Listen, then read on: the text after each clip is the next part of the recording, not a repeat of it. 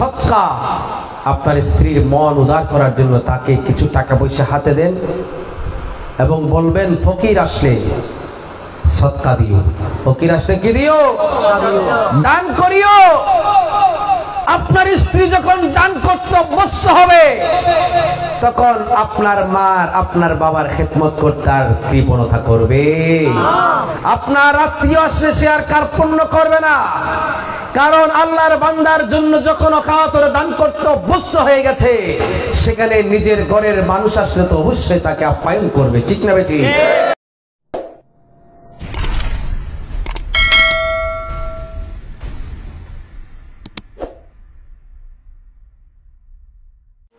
আসুন আজকে যে বিষয়টি নিয়ে আলোচনা করতে চেয়েছিলাম, সময় সংক্ষেপ। আজকে শান্তি বলতে কোথাও নেই। রাস্তাঘাটে শুনি শান্তির মা নাকি মারা গিয়েছে, শান্তির মা নাকি মারা গিয়েছে। বয়স্ক বাবারা বলেন, রিক্সার ড্রাইভারের কাছে জিজ্ঞেস করি, ভাই কি অবস্থা? হুজুর আগের মতো শান্তি নাই। কেন? রিক্সা বেড়ে গেছে, রাস্তায় ভাড়া নাই। সিএনজি ড্রাইভারের কাছে বলি, কেমন চলে? বলো যে হুজুর আগে তো 1000, 1200, 1500 টাকা ইনকাম করতে পারতাম, এখন 1000 টাকা ইনকাম করতে আমাদের হিমশিম খেতে হয়। কারণ এখন মানুষের পকেটের অবস্থা ভালো না, মানুষ রিক্সায় চড়ে না, সিএনজিতে চড়ে না, লোকাল বাস চড়ে। শান্তি কোথাও? সব জায়গায় অশান্তি। শান্তির জন্য একটু ঘরে আসবে, একটা বিবির সাথে সময় কাটাবে, পরিবারের সদস্যদের সাথে সময় কাটাবে, সন্তানের সাথে সময় কাটাবে, একটু শান্তির পরশ খুঁজবে, শান্তির একটু পরিবেশ খুঁজবে। মানুষ যখন সারাদিন বাইরে কাজ করতে করতে ক্লান্ত হয়ে যায়, পরিশ্রান্ত হয়ে যায় হচ্ছে, কিন্তু সেই ঘরেও আমাদের শান্তি নাই, পরিবারে শান্তি নাই, সুখ নাই। একটা কথা আজকে বলে রাখি, আপনাদের কাজে আসতে পারে। সুখ আর শান্তি দুটো রকম জিনিস। সুখ আর শান্তি দুই জিনিস। মনোযোগ দিবেন। আপনাদের কি বিরক্ত লাগে? আমি একটু সুর দিয়ে বলবো, আস্তে আস্তে করে যাচ্ছি। মানুষ আসলে সুরের পাগল। মানুষ জন্মগতভাবে, প্রত্যেক প্রাণী দেখবেন জন্মগতভাবে সুরের পাগল। একটি গরুও সুর, তারও একটা সুর আছে, হাম্বা হাম্বা করে। মালিক যখন তার গরুকে ডাকবে তখন হাম্বা বলে ডাক দিতে হবে, তার ছেনা তার জানা সেই সুর দিয়ে ডাকতে হবে। তো মানুষ আরো বেশি সুরের পাগল। যতটুকু আল্লাহ আমাকে দিয়েছে আপনাদেরকে সন্তুষ্ট করার চেষ্টা করব, অধৈর্য হবেন না, একটু মনোযোগ। আপনারা যদি এদিক সেদিক অমনোযোগী হন তাহলে আমার কথার ধারাবাহিকতা নষ্ট হবে, আপনাদের ক্ষতি হবে। বলতে চেয়েছিলাম শান্তির কথা। মানুষ একটু শান্তির জন্য ঘরে আসবে, পরিবার আসবে, সেখানেও শান্তি নাই। শান্তি, what is the difference between rest and happiness? শান্তি আর সুখের মধ্যে পার্থক্যটা কি? দুটো কিন্তু দু জিনিস। আমার ভাইয়েরা গভীর মনোযোগ। আজকে হয়তো এই জিনিসটা আপনার জন্য নতুন হতে পারে। সুখ কাকে বলে, শান্তি কাকে বলে? সুখ বলা হয় আপনার টাকা আছে, পয়সা আছে, আপনি বিলাসবহুল গাড়ি নিয়ে চলাফেরা করেন, আপনার বিবি আছে, সুখ আছে, আপনার বাচ্চা আছে, সুখ আছে, আপনার বিলাসবহুল বাড়ি আছে, সুখ আছে, এটা হলো সুখ। কিন্তু বিলাসবহুল বাড়ির মধ্যে শান্তি নাই, বিলাসবহুল গাড়ির মধ্যে শান্তি নাই। সুন্দর অপূর্ব সুন্দরী মেয়ে আপনি বিয়ে করেছেন, নারী আপনি শাদী করেছেন, সেই অপূর্ব সুন্দরী নারী বিয়ে করার পরও আপনার মনে শান্তি নাই। কারণটা কি? আপনার অপূর্ব সুন্দরী বিবিকে যখন আপনি বেড়াতে যান, মানুষ আপনাকে, আপনার বিবিকে দেখে সুনাম করে, আপনার বিবিকে দেখে মানুষ অবাক দৃষ্টিতে তাকিয়ে থাকে, মানুষ আপনার পেছনে বলা বলি করতে থাকে, অমুকের স্ত্রী বেশি সুন্দর। এই কথা যখন শুনেন আপনার হৃদয়টা খুশিতে ভরে যায়, ঠিক কিনা? একইভাবে আমার মা ও বোনেরা, কেউ যদি স্বামীর সুনাম করে, একজন স্ত্রীর কাছে চেয়ে পরম সুখের আর কিছু হতে পারে না। একজন স্ত্রী একজন নারী চাই মানুষ সেই স্ত্রীর সেই নারীর স্বামীর সমান সুনাম করবে, তার স্বামীর সুনাম সবদিকে ছড়িয়ে পড়বে, খ্যাতি হবে, যশ হবে।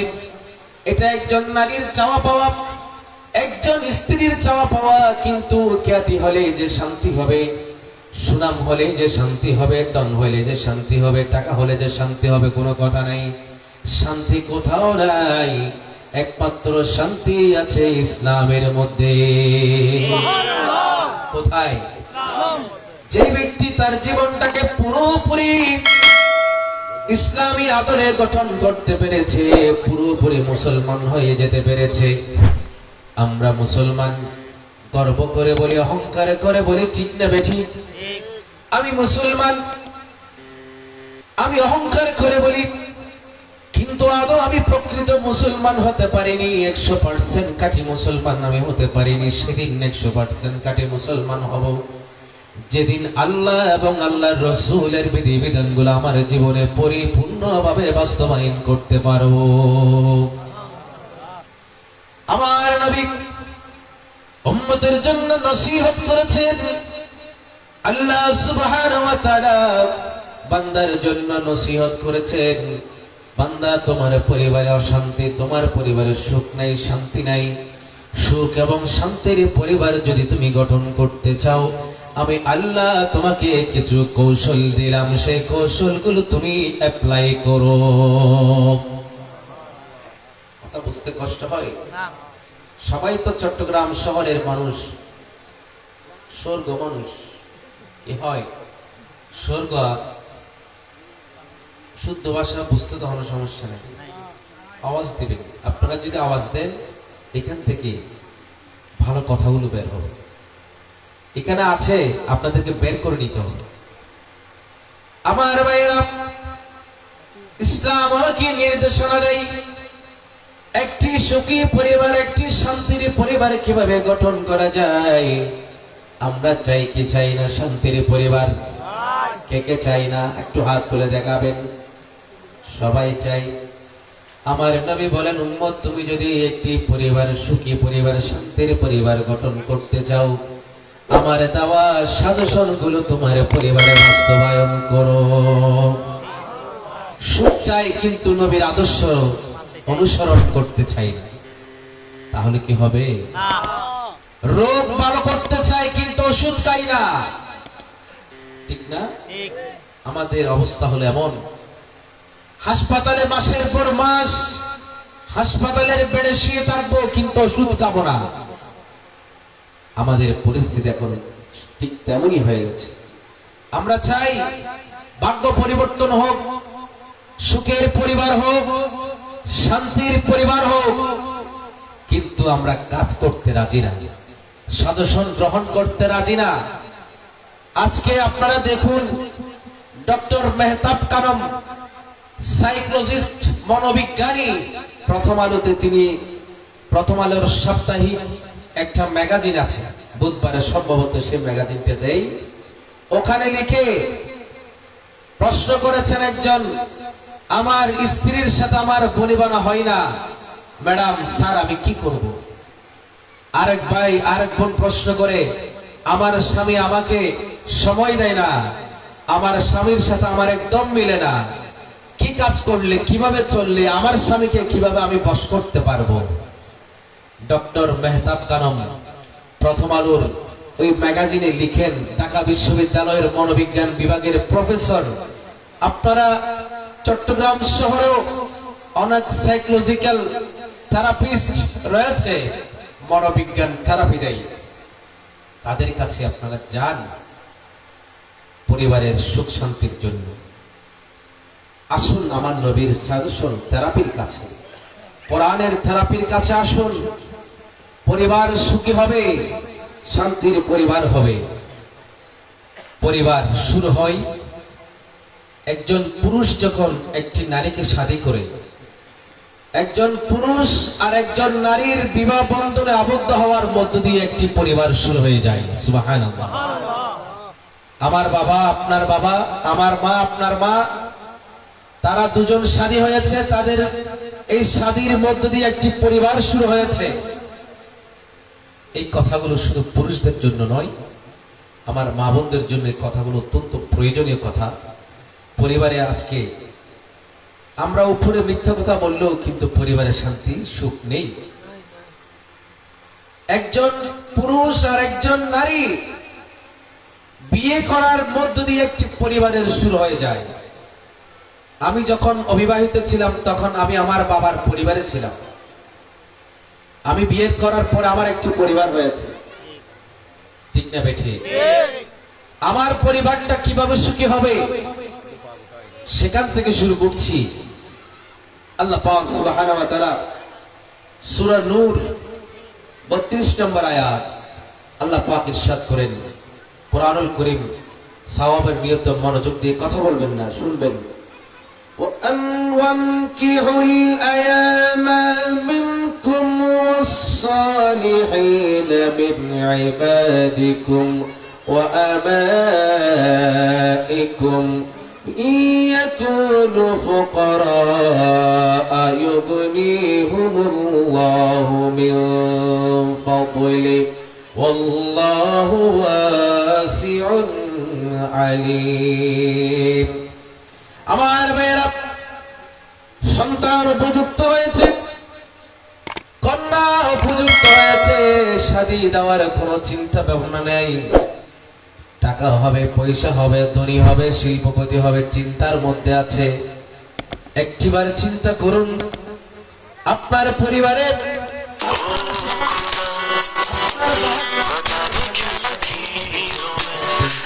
বিয়ে করার আগে আপনার ছোট ভাই দুনিয়া থেকে বিদায় নিয়েছে, ঠিক না বেঠিক? আছে কিনা দৃষ্টান্ত? আমার আল্লাহ বলেন, তোমার ঘরে যদি উপযুক্ত পুরুষ থাকে তাকে বিয়ে করাও, উপযুক্ত কন্যা থাকলে তাকে শাদী দাও। অভাব আছে সমস্যা নাই, টাকার শর্ট আছে সমস্যা নাই। আমার আল্লাহ বলেন, ইয়াকুনু ফুকরা ইউগনিহিমুল্লাহু মিন ফাদলি। আল্লাহ বলেন, শাদী করার সময় তোমার অভাব ছিল, তোমার চাকরি ছিল না, ইনকাম ভালো ছিল না, আল্লাহর উপর ভরসা করে তুমি শাদী করেছো, বিয়ে করেছো। যে নারীকে তুমি ঘরে এনেছো সেই নারীর রিজিক আল্লাহ তোমাকে ব্যবস্থা করে দিয়েছে। আওয়াজ দিয়ে বলুন সুবহানাল্লাহ। আল্লাহ বলেন, তারা যদি গরিব হয়, তাদের যদি আর্থিক অভাব থাকে, সংকট থাকে, আল্লাহ রাব্বুল আলামিন স্পেশাল দয়া আর করম দিয়ে তাদেরকে মালামাল করে দিবে। তাদেরকে কি করে দিবেন? ধনবান করে দিবেন, পয়সাওয়ালা করে দিবেন। এরশাদ হয়ে গেগুলো কি এরশাদ যাবো কা সভাপতি বানাই দেন নাকি? আমার ভাইয়েরা, আজকে আপনি 20,000 টাকা ইনকাম করেন, সেই 20,000 টাকা দিয়ে আপনি বিয়ের জন্য প্রস্তুতি গ্রহণ করুন। আপনি ওই ব্যক্তির দিকে তাকান যে ব্যক্তি সারাটা মাস চাকরি করে 5,000 6,000 টাকা ইনকাম করে, আছে কি নাই? আমার ব্যক্তিগত অভিজ্ঞতার কথা বলি, যে সমস্ত মানুষগুলো খাদে ফেরি করে, পান বিক্রি করে, সিগারেট বিক্রি করে, তাদের সাথে আমি মাঝে মাঝে কথা বলি। কেন কথা বলি? জীবনের অভিজ্ঞতা নেওয়ার জন্য। আমি এত টাকা ইনকাম করি, ভালো চলতে পারি না, মাস শেষে টাকার সংকট হয়ে যায়। তার কাছে জিজ্ঞেস করি, তুমি মাসে কত টাকা ইনকাম করো? সেই ব্যক্তি বলে, হুজুর দৈনিক 300 টাকা আমার বিক্রি হয়, তার মধ্যে 100 টাকা খরচ চলে যায়, কিংবা 200 টাকা খরচ চলে যায়, 100 টাকা থাকে।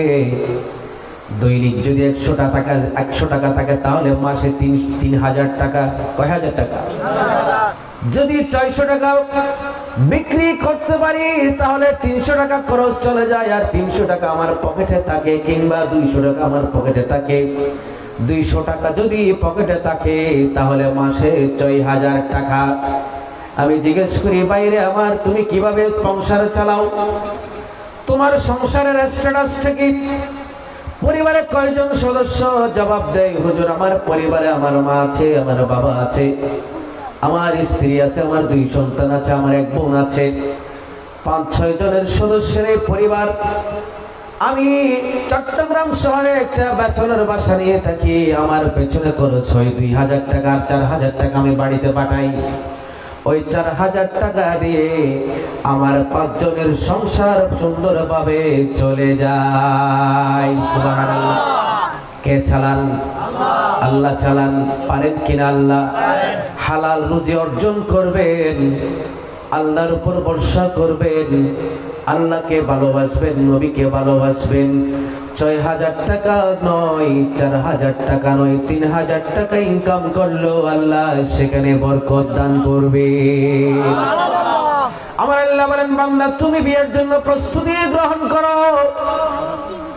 যখন তুমি বিয়ে শাদীর কাজটা সেরে নিয়েছো, তোমার জীবন লাইন হয়ে গেছে, লাইফ জীবন হয়ে গেছে। কি হয়ে গেছে? জীবন লাইফ হয়ে গেছে, বাংলা থেকে আন্তর্জাতিক হয়েছে। জীবন সাজিয়ে গুছিয়ে তুমি একটা পজিশনে চলে এসেছো। তোমার আগে টাকা ছিল না, শাদী করার পরে তোমার বউয়ের ভাগ্যে আল্লাহ তোমাকে এমন রিজিকের দান সন্ধান দিয়েছেন, এমন উপার্জনের সুযোগ দিয়েছে, আল্লাহ তোমার তাকদীর পরিবর্তন করে দিয়েছে।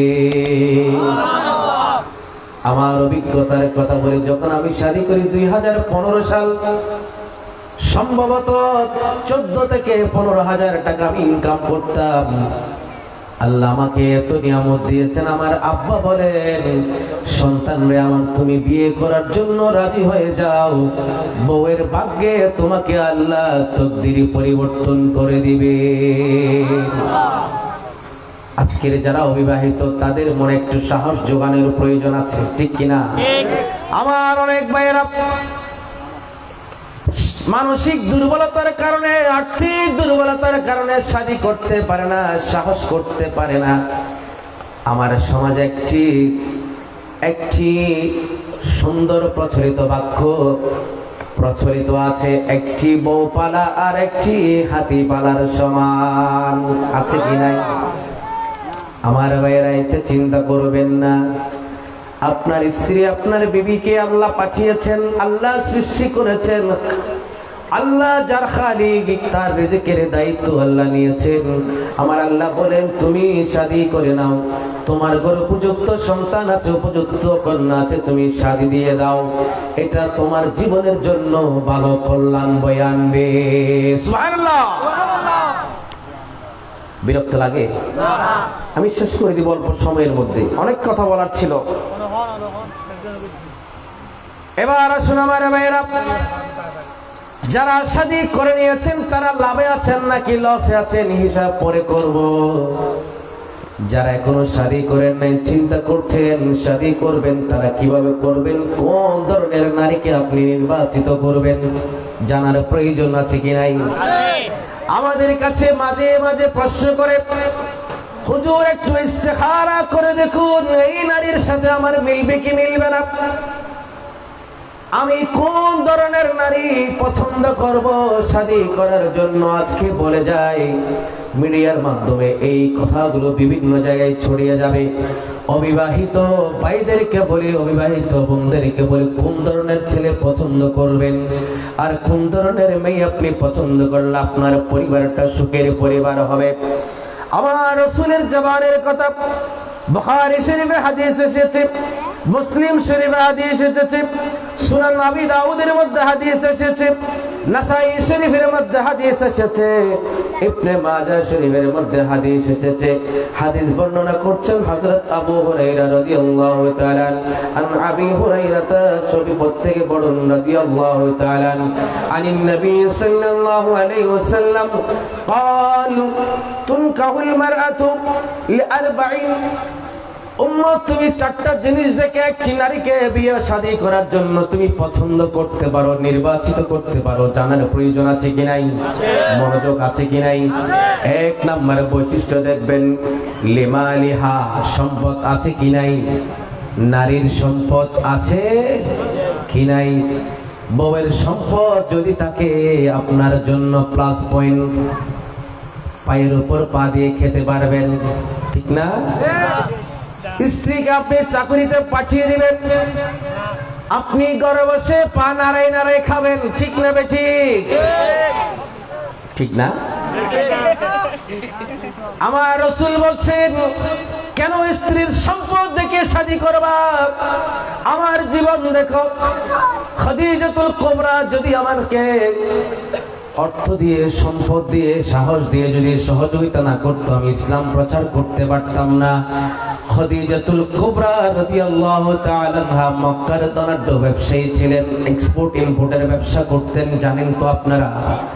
হযরত খাদিজাতুল কুবরা রাদিয়াল্লাহু তাআলা আনহা নবীকে শাদী করার পরে বললেন, ইয়া রাসূলুল্লাহ, ইয়া হাবিবাল্লাহ, আমি মক্কার ধনাঢ্য কয়েকজন ব্যবসায়ীর মধ্যে একজন, আমার যত সম্পদ আছে, যত ধন আছে, আমি আজকে থেকে খাদিজা আমার সমস্ত ধন সম্পদ আপনি নবীর কদমে কুরবান করে দিয়েছি।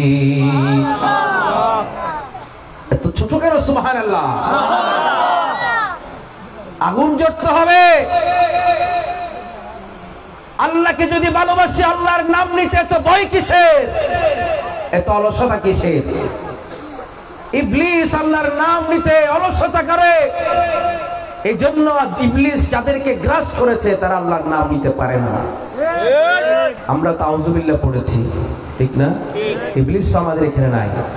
সুবহানাল্লাহ, আওয়াজ দিয়ে বলুন। আমার রাসূল বলেছেন, উম্মত, 2 নম্বর কোন বিষয়টা তুমি দেখবা?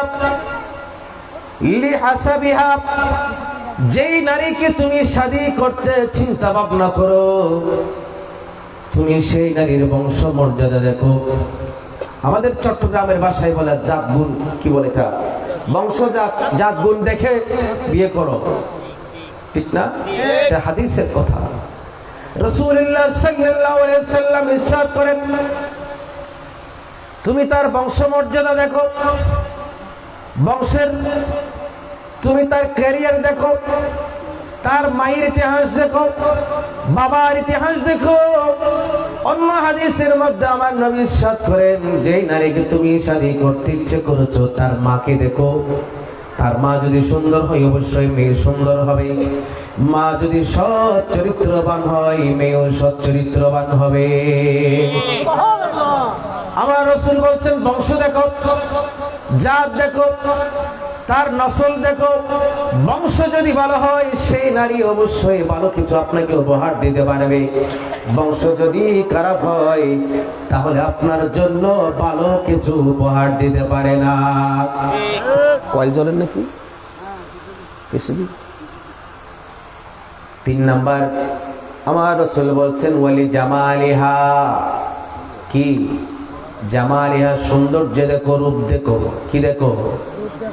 কিন্তু আমার সমাজে প্রচলিত আছে, আগে দর্শনদারি পরে গুণ বিচারি, ঠিক না বেঠিক? আগে চামড়া দেখো, চামড়া যদি টুকটুকে লাল হয় তাহলে তুমি লাভ দাও। আমার রাসূল বলছেন সৌন্দর্য 3 নম্বরে। কয় নম্বরে? 3 নম্বরে। সুন্দর হলে চলবে না। আমার অবিবাহিত ভাইদেরকে একটা কথা বলে যাই, সবাই যদি সুন্দরী নারী শাদী করে, আল্লাহ যাদেরকে একটু মলিন বর্ণ দিয়ে, মলিন রং দিয়ে দুনিয়াতে পাঠিয়েছেন, সবাই তো আল্লাহর সৃষ্টি, ঠিক না বেঠিক? তাহলে যাদের শরীরের রং একটু মলিন, ওই নারীদেরকে কে শাদী করবে?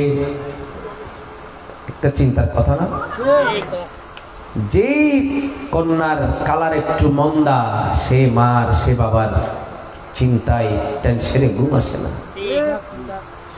আমার ভাইয়ের একটা কথা বলি, সুন্দরের কথা থাকবে, প্রশংসা থাকবে মাত্র 6 মাস কিংবা তার চেয়ে কম। আপনি নতুন শাদী করেছেন, জিজ্ঞেস করবে, যেমন ধরি বলি হায়দার কিছুদিন আগে শাদী করেছে, ঠিক না? 1 সপ্তাহ, 15 দিন, 1 মাস, 2 মাস, 3 মাস জিজ্ঞেস করবে হায়দারের বউ সুন্দর কিনা, ফর্সা কিনা।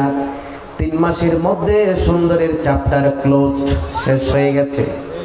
সুন্দরের প্রশ্ন শেষ। তারপরে প্রশ্ন আসবে, অমুকের স্ত্রী শ্বশুরের সেবা করে কিনা, শাশুড়ির সেবা করে কিনা, স্বামীর সাথে ভালো আচরণ করে কিনা, যার সাথে ভালোভাবে কথা বলে কিনা, ননদের সাথে ভালো আচরণ করে কিনা, আত্মীয় স্বজনকে আপ্যায়ন করে কিনা, আতিথেয়তা তার মধ্যে আছে কিনা, ইত্যাদি ইত্যাদি ভালো গুণগুলো আছে কিনা। তারপর প্রশ্ন করে সত্য কিনা। ইন্দাই না ইন্দি সেরে হালি রাহে দিন, ইন্দাই ইন্দি হালি রাহে দি ইন্দাই মুসবা ইন্দাই ইন্দি কেন ইয়াল বইন এগে আইব না ইয়ার মাহমুদ বাইন না আলি আনন্দ চলেছু শেয়ারপুরে বলুন সামনের কাতার পূরণ ভরা করি ইবা হাদিসের হতো আল্লাহ রসুল হদ্দে বইবের সময় আগে সামনে হাতার পুরে ফেলে সেটা গিয়া হইন না বাড়ি কারণ আমি চেষ্টা করি দিই আই সেটা গিয়ে বয়া কিন্তু সেটা হইত না বাড়ি গাই নবজি কিছু যেটা আয় আলোচনা আয় এই সময় দান মুখ সেটা গিয়ে হতানো হই আবার এন আল্লাহর একটা মেহরবানি হয় আলোচনা করলে আরো মেচু প্রশ্ন করে দেয় আর বারে সিটেং না সিটেংর বাইরে নাকি নোহাইলে এলেও প্রশ্ন করি কি বোধকে বুঝিত না পারে। তাহলে বলতে চেয়েছিলাম সুন্দর কিনা এই প্রশ্ন থাকবে 3 মাস, তারপর আসবে ভালো কিনা, কথা কিরকম বলে, ভদ্র কিনা, বিনয়ী কিনা, ঠিক না, বাবার সেবা করে কিনা, মার সেবা করে কিনা, রান্না বান্না ভালো করতে জানে কিনা, এই প্রশ্নগুলো করবে। সুন্দরের চ্যাপ্টার শেষ। তাহলে গুণ আগে, তারপর হলো রূপ। গুণটাকে দেখো, তারপর রূপ দেখো ভাই।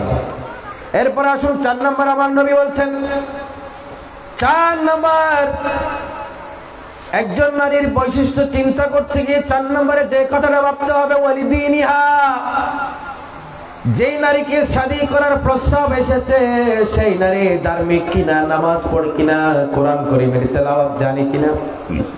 দিনিহা, তার দিন দেখো, দিনটা ভালো আছে কিনা। পেছনের ভাইগুলো একটু যদি বসে যায় সুন্দর লাগতো, যেগুলো হাঁটছে তাদেরকে একটু বসিয়ে দেন মেহেরবানি করে। দিনটা দেখো, ধর্মটা দেখো, সে দিন পরিপূর্ণ পালন করে কিনা, নামাজ পড়ে কিনা, পর্দা করে কিনা, বড়জনকে সম্মান করে কিনা, ছোটকে স্নেহ করে কিনা, স্বামীর আদেশ নিষেধ মেনে চলে কিনা। আমার মা বোনরা হয়তো আমার সাথে রাগ করবেন, স্বামীরটা আসতেছে, সময় যদি কাবার হয় ইনশাআল্লাহ স্বামীরটা বলবো। স্বামীর বেশি পরিবার, সুখের পরিবার গঠন করার জন্য স্বামীর দায়িত্ব বেশি। কার দায়িত্ব বেশি? স্বামীরকে আল্লাহ বেশি নির্দেশ, আল্লাহ রসুল বেশি নির্দেশ দিয়েছেন। এরপর আসলে আমার নবী বলছেন, ফাসফার বিজাতিদ দ্বীন, উম্মত তুমি যদি একজন ধার্মিক নারী বিয়ে করতে পেরেছ হয়, তাহলে তোমার কপাল পরিবর্তন হয়ে গেছে, তোমার ভাগ্য খুলে গিয়েছে, তোমার জীবন সোনায় সোহাগা হয়ে গেছে। চিৎকার দিয়ে বলুন না সুবহানাল্লাহ। যারা শাদী করে নাই, আল্লাহ পাক সবাইকে একজন দিনদার স্বামী স্ত্রী, দিনদার নারী শাদী করার তৌফিক দান করুন। আমরা বলি আমিন। চিৎকার দিয়ে বলুন না আমিন।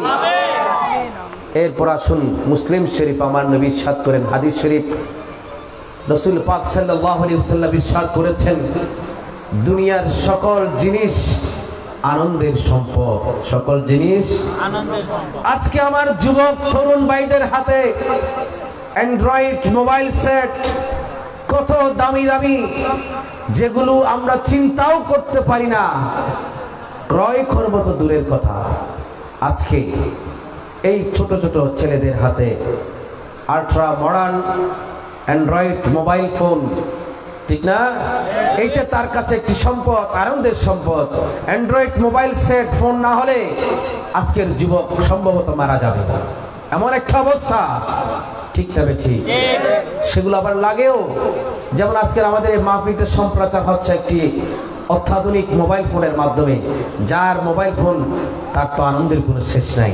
এবং সেই মোবাইল দিয়ে আজকে যে বড় খেদমত হচ্ছে, এই খেদমতের কারণে আমি আশা করতে পারি এই মোবাইলের মালিক যে আমাদের স্নেহের ভাতিজা সুলতান ফয়সাল সুলতান, সে এই যে বড় একটা খিদমত করছে, এই খিদমতের ওসিলায় আল্লাহ পাক হয়তোবা থাকে এমন দৌলত, এমন নিয়ামত দান করবেন যেটা সে কল্পনাও করতে পারে না। ওয়ামান আহসানু মিম্মান দাআ ইলাল্লাহ, আল্লাহ বলেন যে আল্লাহর পথে মানুষকে আহ্বান করবে, যে ভালো কাজের দিকে মানুষকে আহ্বান করবে, তার চাইতে ভালো কাজ পৃথিবীতে আর কোনটা হতে পারে? ঠিক না বেশি?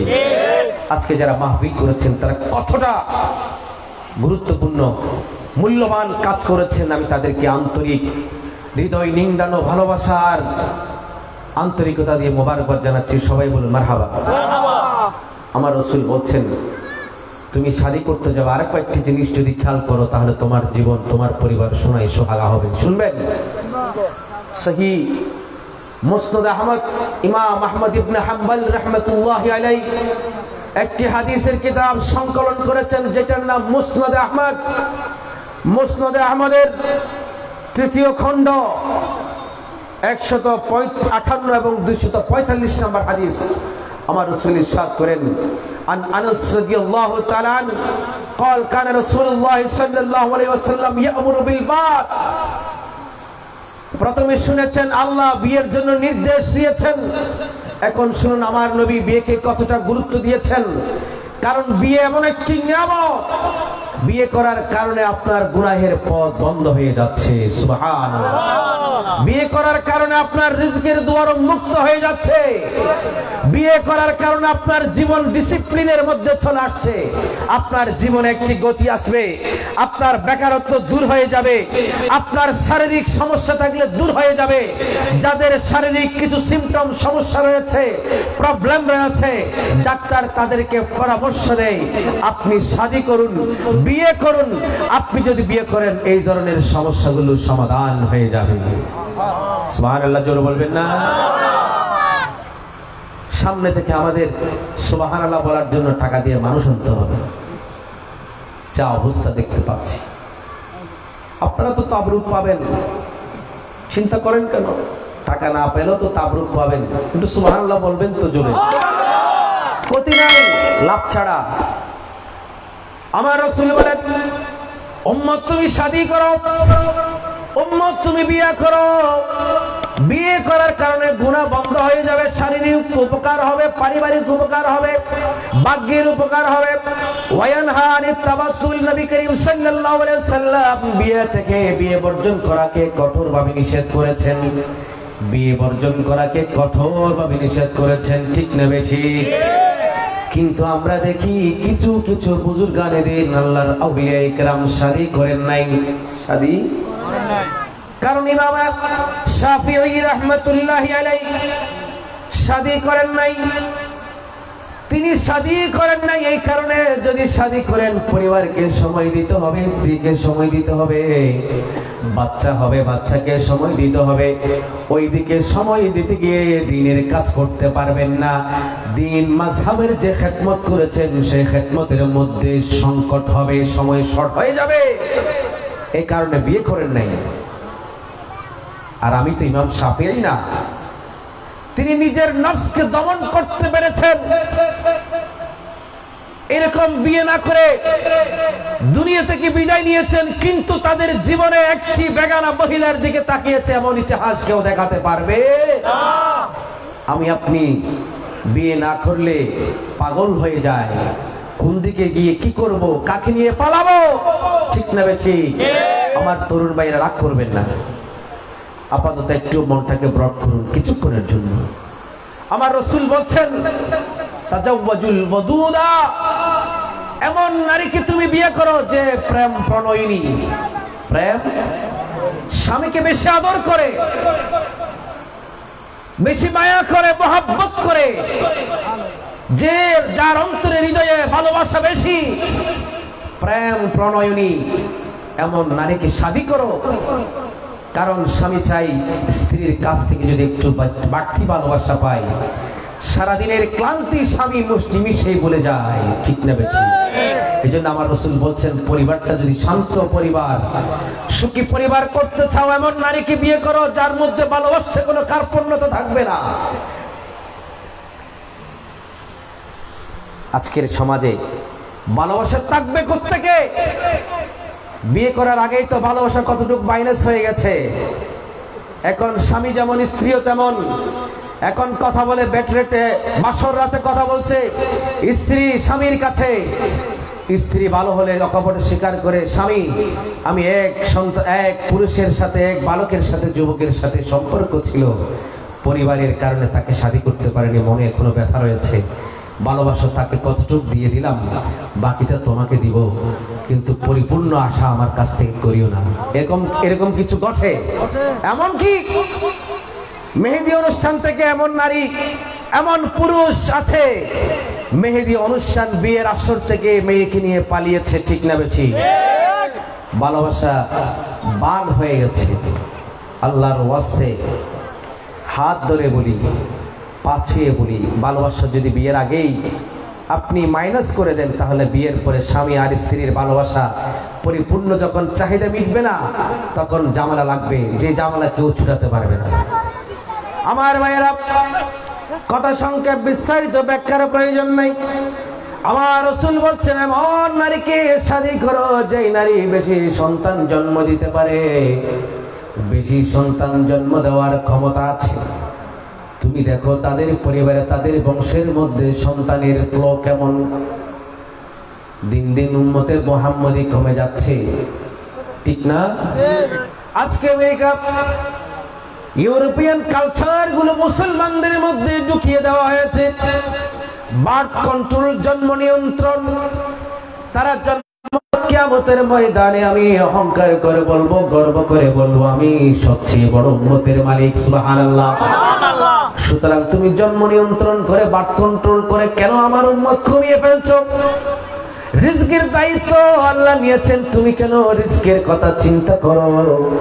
তুমি কেন রিজকের বয়ে সন্তানকে তুমি হত্যা করো? লা তাকতুলু আনফুসাকুম, আল্লাহ বলেন তোমাদের নফসগুলোকে তোমরা হত্যা করো না। খাদ্যের অভাবে, খাদ্যের বয়ে, রিজকের বয়ে সন্তান হত্যা করো না। আমার রাসূল বলছেন, এমন পরিবার থেকে মেয়ে আনো যে পরিবারের সন্তান বেশি। সুবহানাল্লাহ। আমরা বড় পরিবারে যেতে চাই না, ঝামেলা। শালা বেশি, টাকা বেশি দিতে হবে, ঈদ সালামি বেশি দিতে হবে, শালি বেশি, পকেট খালি হয়ে যাবে। সে কারণে আমরা বড় পরিবারে যেতে, বাস্তব সত্য কথা, ঠিক না বেশি? বড় পরিবারের মজাও আছে, মজাও। আপনি দুলাভাই যখন যাবেন, শালা আপনাকে কাঁধে নিয়ে দৌড়বে। আপনার শালি আপনার জন্য কি করবে? গালিচা বিছাবে না ফুল ছিটাবে, দিশা পাবে না, মজাই আলাদা। যদিও আমার শালা শালি বেশি নাই, আমার একমাত্র শালা শালি তো নাই। এরপরে আমার রাসূল বলছেন, ইন্নী মাকাসিরুন বিকুমুল আম্বিয়া ইয়াউমাল কিয়ামা, আমার উম্মত তোমরা এমন পরিবার থেকে কেন শাদী করবা? তোমার স্ত্রী তোমার ঘরে যদি বেশি সন্তান জন্ম লাভ করে, তাহলে আমার একটি উম্মত বৃদ্ধি পাবে। সুবহানাল্লাহ। একটু ফ্যানের বাতাস লাগতেছে, একটু করে, বেশি না, না একটু করে, গরম লাগতেছে তো, একটু করে হালকা। তাহলে কয়টা বৈশিষ্ট্য পেলাম? প্রথমে 4টি বললাম, এখন 2টি। কয়টি? 6টি। নোট করে রাখবেন। যদি ভুলে যান, আমাদের এনআই মিডিয়া থেকে সেই লেকচারটি চার্জ করে আবার শুনবেন, প্রয়োজনে ডাউনলোড করবেন। এই লেখাগুলো, এগুলো আপনারা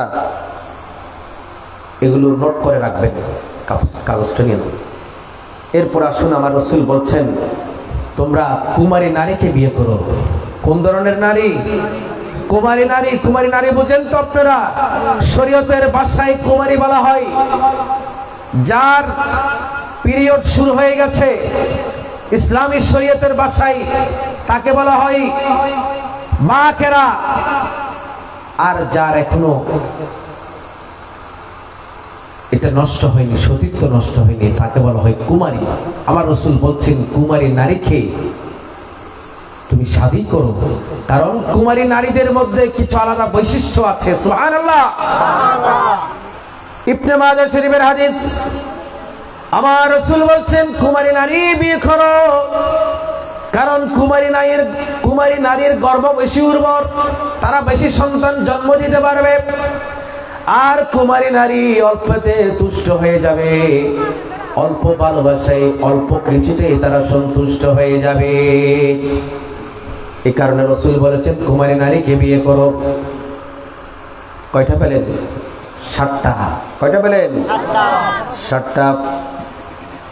এরপরে আসুন, আমার রাসূল বলছেন কেন তুমি বিয়ে করার সময় দিনদার মহিলা তালাশ করবা? কেন তুমি আবেদা, জাহেদা, নেককার, দিনদার, পরহেজগার, চরিত্রবান স্ত্রী মহিলা সন্ধান করবা?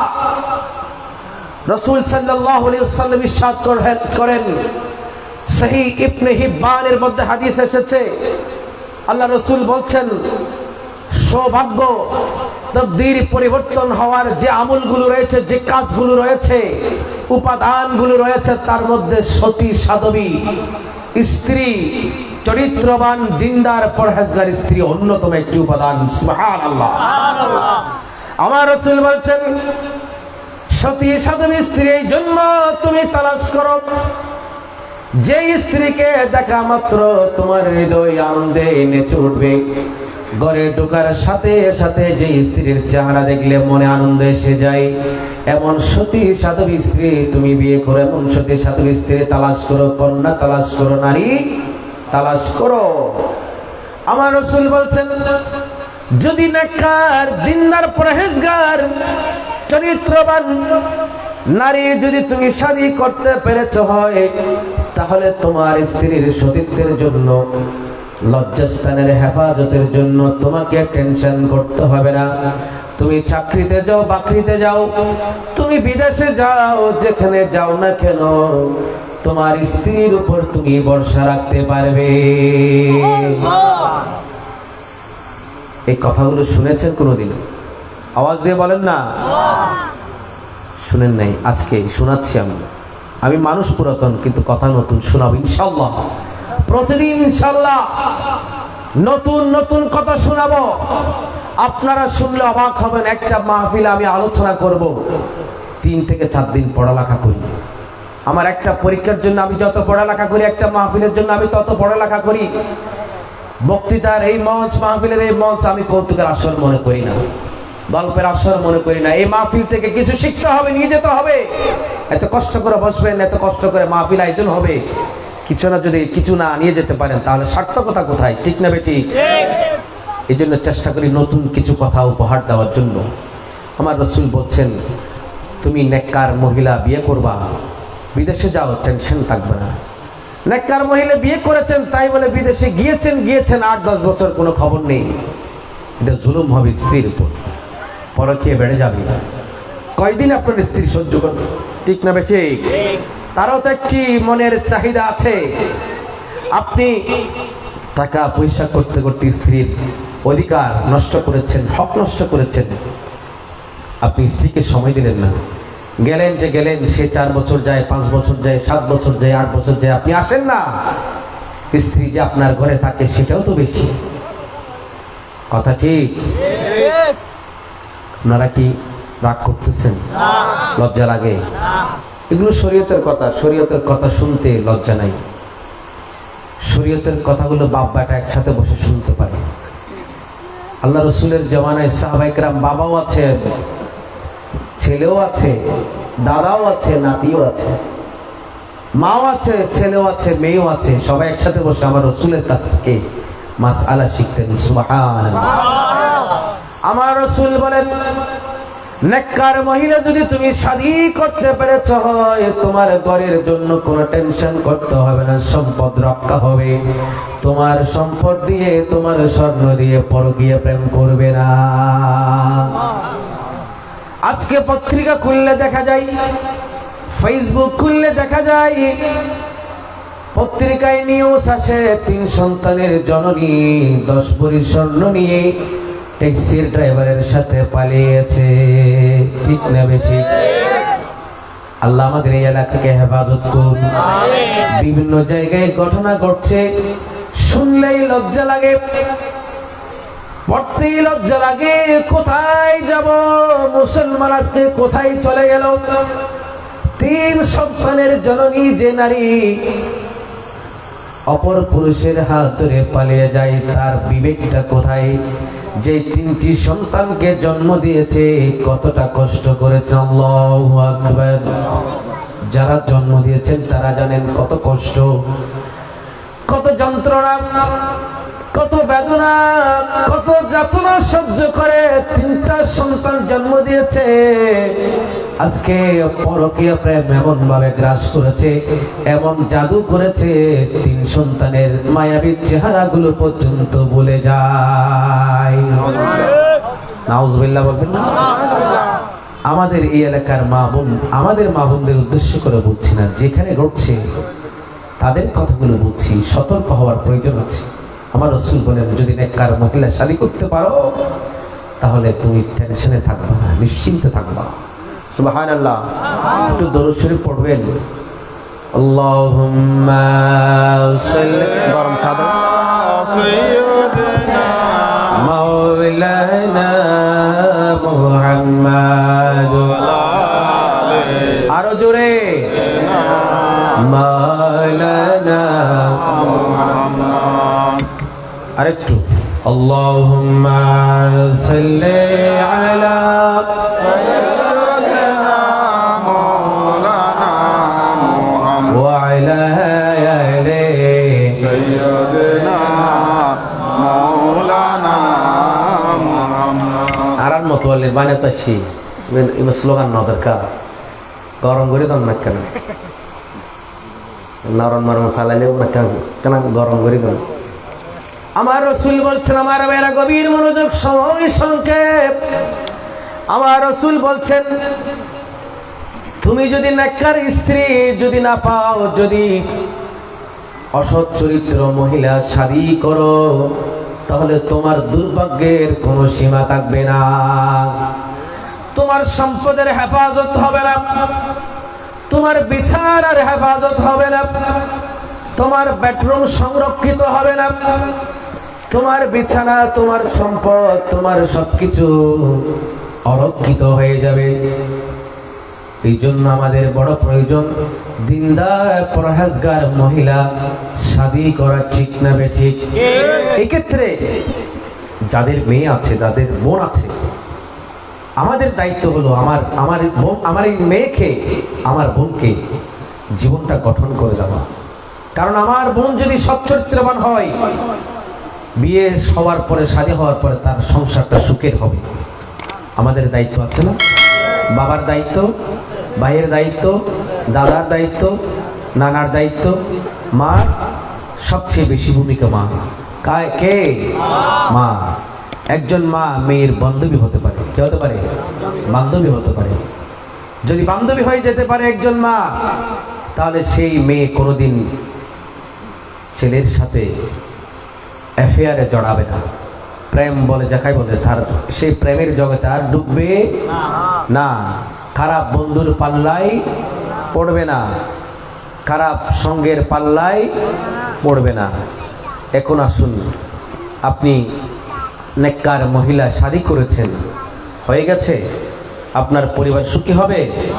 আপনি নেককার মহিলা শাদী করেছেন, ঠিক আছে, কিন্তু আপনি সারা রাত গিয়ে প্রস্টিটিউট পতিতালয়ে বসে থাকেন, সংসার কি সুখের হবে? আপনি নেককার মহিলা শাদী করেছেন, রাত 1টা বাজে, 2টা বাজে, 3টা বাজে আপনি ঘরে আসেন না,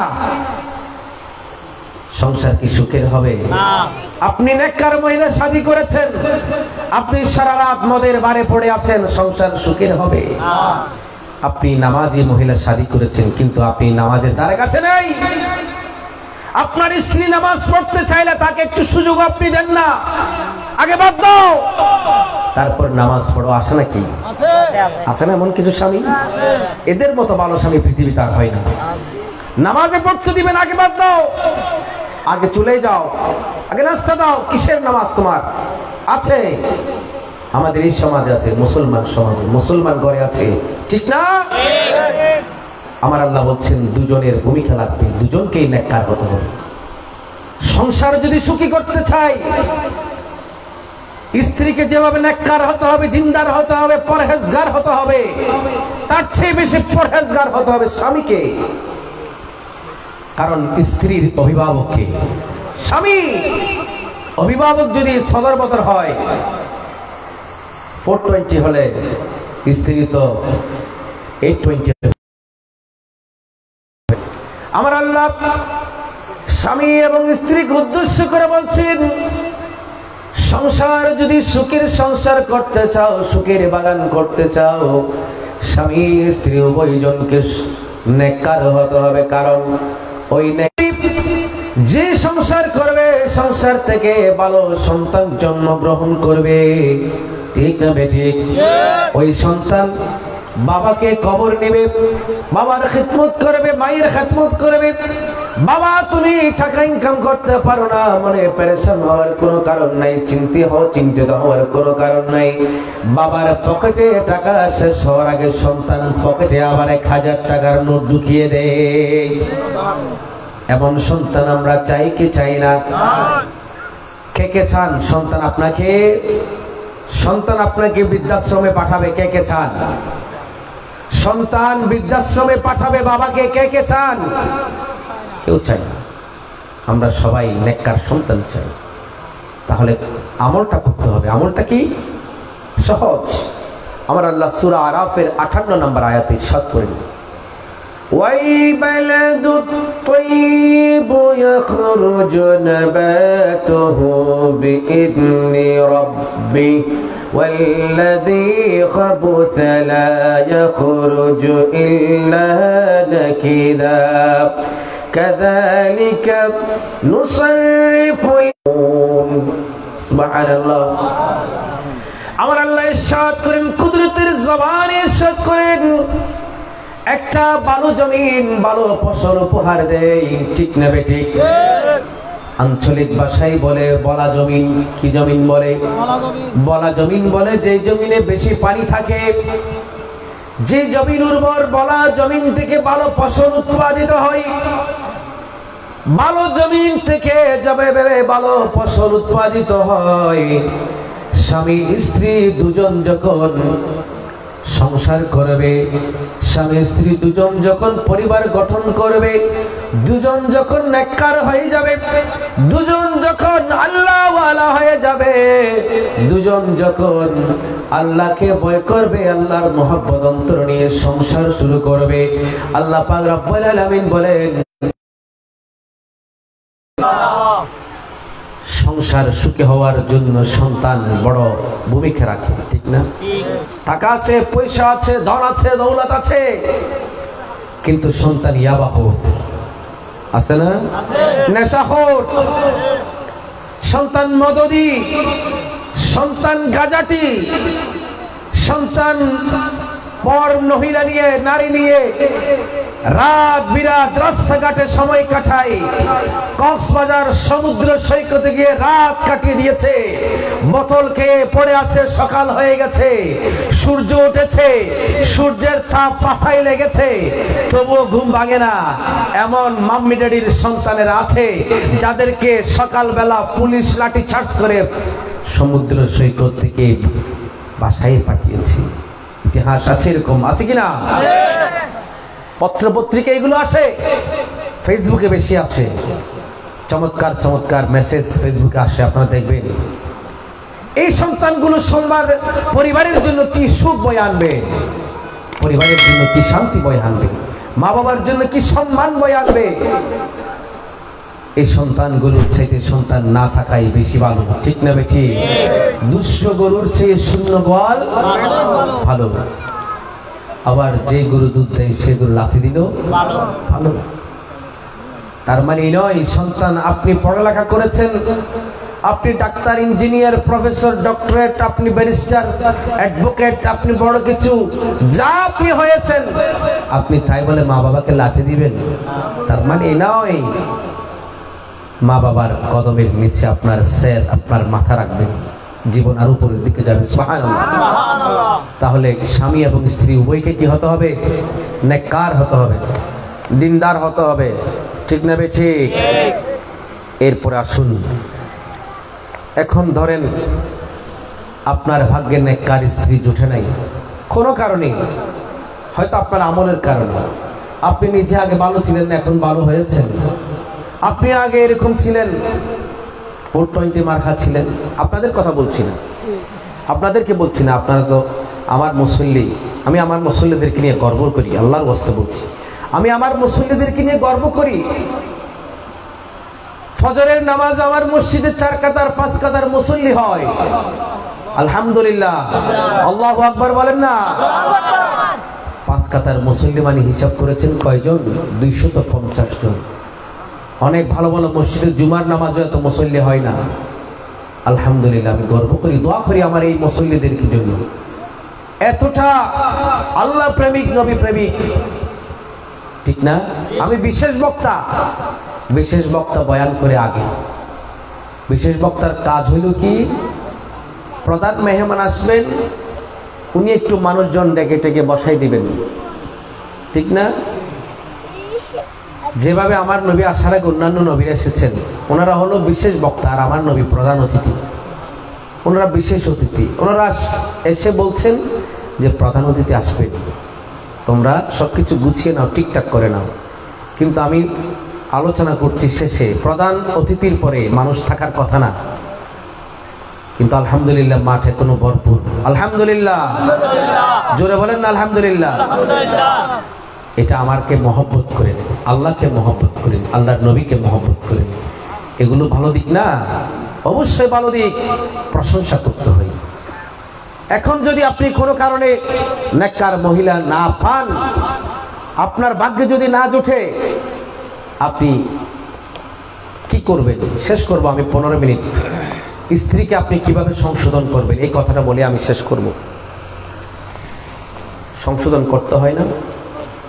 হয়তো আপনার মনের মতো স্ত্রী আপনি পান নাই, তাকে কি করবেন? মারবেন, ফিজিক্যাল টর্চার করবেন, শারীরিক নির্যাতন করবেন, তালাক দিবেন, গালাগালি করবেন, মা বাবাকে দিয়ে দিবেন, কি করবেন?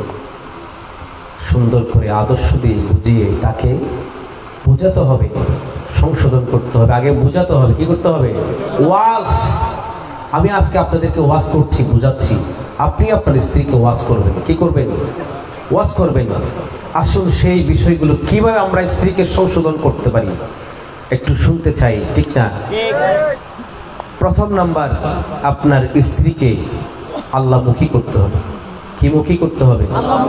আল্লাহর ইবাদতের দিকে তাকে ধাবিত করতে হবে। সুবহানাল্লাহ। যখন আপনি আপনার স্ত্রীকে এই কাজটি করতে পারবেন, ইবাদতের দিকে ধাবিত করতে পারবেন, আল্লাহ আপনার স্ত্রী অটোমেটিক্যালি এমনিতেই ঝুঁকে পড়বে। সুবহানাল্লাহ। কারণ যে বান্দা কিংবা যে বান্দিনী 5 ওয়াক্ত 5 বার আল্লাহর কুদরতের সামনে মাথা নত করে, তার মধ্যে কোনো অহংকার থাকতে, তার মধ্যে উদ্ধত কোনো স্বভাব, বেয়াদবিমূলক কোনো স্বভাব, এই জন্য প্রথম যে নাম্বারটি, যেই কাজটি আমাদের করতে হবে, স্ত্রীকে আল্লাহমুখী করতে হবে, ইবাদতমুখী করতে হবে। 2 নাম্বার, তার বিশ্বাস তথা ঈমানকে, ঈমান বৃদ্ধি করার জন্য সাহায্য করতে হবে। ঈমান, হোয়াট ইজ ঈমান? ঈমানের মধ্যে একটি কথা আছে, যেতে হবে একদিন, ঠিক না? সবাইকে যেতে হবে। সুতরাং যেতে হবে, আগে থেকে সোজা হয়ে যাও, আগে থেকে উত্তর দক্ষিণ আগেই হয়ে যাও। ডেট হয়ে মৃত হয়ে উত্তর দক্ষিণ হওয়ার আগে জীবিত থাকতে উত্তর দক্ষিণ হয়ে যাও। স্ত্রীকে বোঝাতে হবে, ঈমানি শক্তি বাড়াতে হবে। এরপর 3 নাম্বার, আপনি নিজে তাহাজ্জুদ পড়বেন, চেষ্টা করবেন। আমিও চেষ্টা করি, আমরা তো মানুষ এবং শেষ জামানার উম্মত। সাহাবায়ে কেরাম যেভাবে আল্লাহকে ভালোবেসেছেন, আল্লাহর আউলিয়া কেরাম, গৌস পাক, শাহেনশাহে বাগদাদ, বাবা শাহে আমানত খাজা গরিব নওয়াজ, শাহজালাল ইয়ামানি মুজাদ্দিদি রহমাতুল্লাহি আলাইহি, বাহাউদ্দিন নকশবন্দি মুজাদ্দিদ আল-ফিসানি, যেভাবে আল্লাহকে ভালোবেসেছেন, আমি আপনি সেভাবে ভালোবাসতে পারি? ঈমানের শক্তি কমে গেছে। চেষ্টা করবেন, আমিও চেষ্টা করি। আমার জন্য আপনারা দোয়া করবেন, আমি যদি এই কথাগুলো আমল করতে পারি, যে চেষ্টা করি, এই চেষ্টা যেন আরো বাড়িয়ে দিতে পারি। আপনি নিজে তাহাজ্জুদ পড়বেন এবং আপনার পাশে আপনার স্ত্রীকেও তাহাজ্জুদের জন্য দাঁড়ানোর চেষ্টা করবেন। এতে করে আপনার স্ত্রীর মন বিগলিত হয়ে যাবে, গলে যাবে। তার অন্তরে যে উদ্ধত্তপূর্ণ স্বভাব আছে সেটা কমে যাবে, তার মনটা মোমের মতো গলে যাবে। সুবহানাল্লাহ। রাতের নামাজ এত মজা, এত শান্তি, এত প্রশান্তি রাতের নামাজের মধ্যে, এত নিয়ামত। অন্তত সপ্তাহে একটি দিন, দুটি দিন, সোমবার এবং বৃহস্পতিবার রাত আমরা তাহাজ্জুদের নামাজ আদায় করার চেষ্টা করব। 4 নাম্বার, এগুলো আপনারা হিসাব করতেছেন তো? 4 নাম্বার আছে তো, সংসারে সমস্যা নাই, আছে সবার সংসারে কম বেশি। এগুলো আপনি ডক্টর মেহতাব কানমের কাছে গেলে 10,000 টাকা দিতে হবে। আমি তো এমনি দিয়ে দিচ্ছি সাজেশন। এরপরে আসুন আপনার স্ত্রীকে কোরআনুল করিম তেলাওয়াতের অভ্যস্ত করান। কিসের? কোরআনুল করিমের তেলাওয়াতের অভ্যস্ত করান। কারণটা কি? এটা এমন এক নিয়ামত, এমন এক মেডিসিন, সাইকোলজিক্যাল থেরাপি, যে কোরআনুল করিম তেলাওয়াত করলে যত পাষাণ হৃদয় হোক না কেন, সেই হৃদয়টি একবার নরম হতে বাধ্য। সুবহানাল্লাহ। সূরা আনফালের মধ্যে আল্লাহ পাক রব্বুল আলামিন কুদরতের ভাষায় চমৎকার করে বলেছেন, ইন্নামাল মুমিনুনা আল্লাযীনা ইযা যুকিরাল্লাহু ওয়াজিলাত কুলুবুহুম ওয়া ইযা তুলিয়াত আলাইহিম আয়াতুহু زادتهم إيمانا وعلى ربهم يتوكلون। এই কোরআনুল কারীম আল্লাহর জিকির। আল্লাহ বলেন, নাহনু নাযালনা যিকরা ওয়া ইন্না লাহু লাহাফিজুন। এই কোরআনুল কারীম আমার জিকির, এই কোরআন হেফাজতের দায়িত্ব আমি আল্লাহ নিজে কুদরতের হাতে গ্রহণ করেছি। আর এই জিকির যখন ইমানদারের সামনে করা হয়, কোরআনুল কারীম যখন ইমানদারের সামনে তেলাওয়াত করা হয়, তাদের অন্তরগুলো মোমের মতো গলে যায়, তাদের অন্তরে কাঁপুনি সৃষ্টি হয়, তাদের অন্তর আল্লাহর ভয়ে, আল্লাহর প্রেমে গলতে থাকে, তাদের অন্তরগুলো কাঁপতে কাঁপতে, তাদের অন্তরে উদ্ধত্তপূর্ণ স্বভাব থাকলে, অহংকার থাকলে, হিংসা থাকলে, কোরআনুল কারীমের তেলাওয়াত করার কারণে তাদের অন্তর গলে যায়। আল্লাহু আকবার। ইয়া রাসূলুল্লাহ, ইয়া রাসূলুল্লাহ। শাহিনশাহে মদিনা, শাহিনশাহে বাগদাদ, শাহিনশাহে শ্রীকোট, আহলে সুন্নাত ওয়াল জামাত। তাহলে আপনার স্ত্রীকে কোরআনুল কারীম তেলাওয়াতে অভ্যস্ত করবেন। আপনি নিজেই কোরআনুল কারীম কোন দিকে উল্টাবেন জানেন না। স্ত্রীকে কিভাবে কোরআনুল কারীমের তেলাওয়াত শিখাবেন? আগে নিজেকে গঠন করুন। স্বামীকে স্ত্রীকে শাসন করার আগে নিজেকে শাসন করুন। নিজের ভিতরে যোগ্যতা থাকতে হবে, তারপর স্ত্রীকে শাসন করতে পারবেন। ঠিক না বেটি? নিজে কোরআনুল কারীমের তেলাওয়াত করুন। তাহাজ্জুদের নামাজ পড়ে আপনি সুললিত কণ্ঠে যখন কোরআনুল কারীমের তেলাওয়াত করবেন, আপনার স্ত্রী আপনার কদমে ঝুঁকে পড়বে। ঠিক না বেটি? আপনার কারণে নয়, কোরআনুল কারীমের তাসির, প্রভাবের কারণে।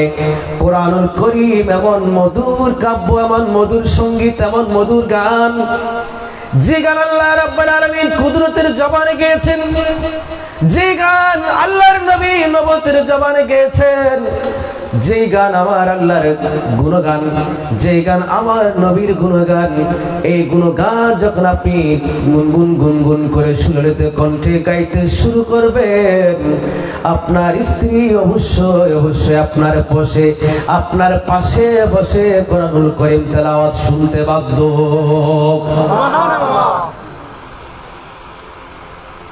এরপরে সকাল এবং সন্ধ্যায় কিছু দোয়া দরুদ আপনার স্ত্রীকে শিখাবেন, যে দোয়া দরুদগুলো বিভিন্ন বই পুস্তকে পাওয়া যায়। সময় সংক্ষেপতার কারণে আমি সে দোয়াগুলো বলছি না, সে দোয়াগুলো আমার কাছে আছে। সদকা, আপনার স্ত্রীর মন উদার করার জন্য তাকে কিছু টাকা পয়সা হাতে দেন এবং বলবেন, ফকির আসলে সদকা দিও, ফকির আসলে কি দিও? দান করিও। আপনার স্ত্রী যখন দান করতে অভ্যস্ত হবে, তখন আপনার মার আপনার বাবার খেদমত করতে আর কৃপণতা করবে? আপনার আত্মীয় আসলে সে আর কার্পণ্য করবে না। কারণ আল্লাহর বান্দার জন্য যখন অকাতরে দান করতে অভ্যস্ত হয়ে গেছে, সেখানে নিজের ঘরের মানুষ আসলে তো অবশ্যই তাকে আপ্যায়ন করবে, ঠিক না বেঠিক? আমার রাসূল এই তীরগুলি দিয়েছেন। এরপর আসুন, ইসলামী বই পুস্তক তাকে পড়তে দিবেন। নারীদের জীবনী, আমার রাসূলের 11 জন কিংবা 13 জন স্ত্রী রমণীদের জীবনী তাকে পড়তে দিবেন। আমার রাসূলের কলিজার টুকরা কন্যা মা ফাতেমাতুজ জোহরা রাদিয়াল্লাহু তাআলা আনহার জীবনী তাকে পড়তে দিবেন।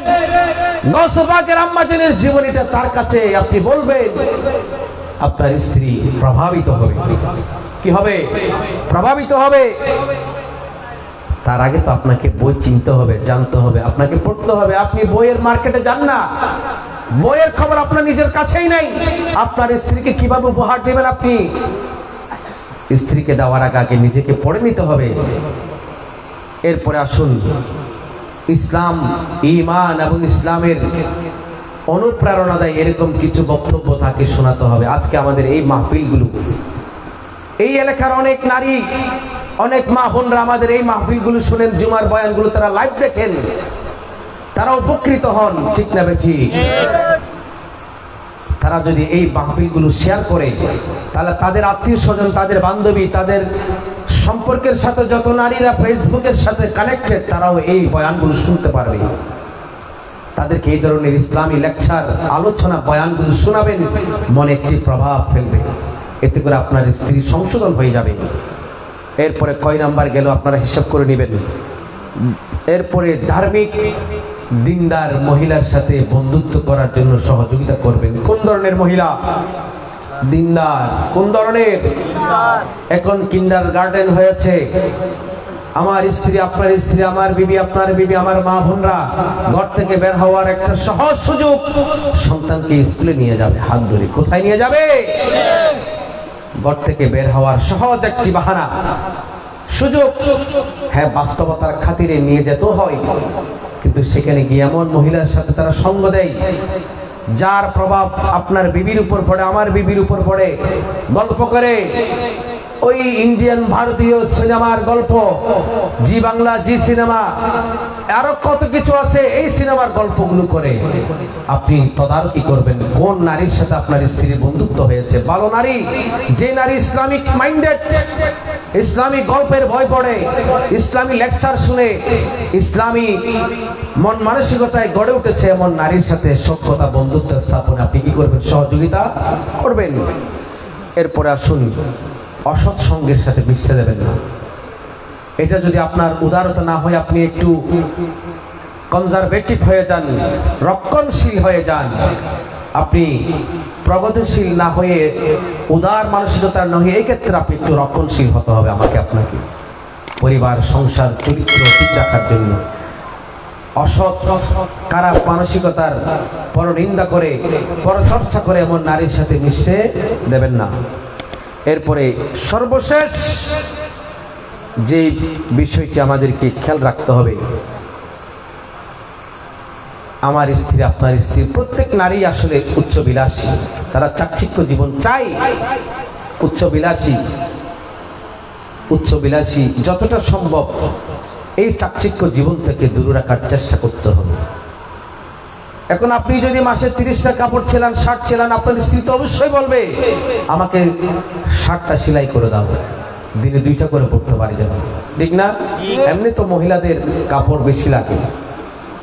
তাহলে আমরা শিখলাম স্ত্রীকে সংশোধন করার আগে নিজের সংশোধন হই, তারপর নিজের ভিতরে যেই আলো প্রজ্বলিত হবে সে আলো দিয়ে আমার স্ত্রীর জীবনটাকে আলোকিত করি। ইসলামের মধ্যে কোনো মারধর।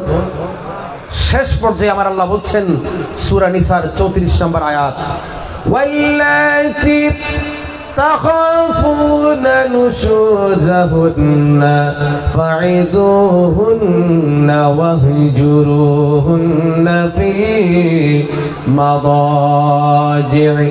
আমার ভাইয়েরা, আমার বাবারা, আপনার স্ত্রী আপনার অবাধ্য হয়েছে, কিভাবে আপনার স্ত্রীকে সংশোধন করবেন। আল্লাহ পাক সুবহানাহু ওয়া তাআলা কোরআনুল কারীমের মাধ্যমে নির্দেশ দিয়ে দিলেন, আগে আপনার স্ত্রীকে ওয়াজ করুন, সুন্দর করে বোঝান, তাকে আপনি ভালোবাসা দিয়ে, আদর দিয়ে, মায়া দিয়ে, স্নেহ দিয়ে, মমতা দিয়ে যে কৌশল অবলম্বন করলে তাকে সংশোধন করা যায়, আপনি সুন্দর সে কৌশলটি অবলম্বন করুন।